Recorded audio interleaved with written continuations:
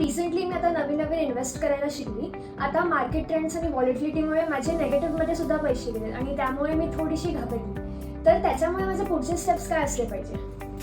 आपण एक simple लॉजिकनीच understand करूया. आता मॉलमध्ये तू जातेस आणि सेल लागलाय. सेल लागलाय म्हणजे मला त्याच पैशांमध्ये जास्त काहीतरी मिळणार आहे.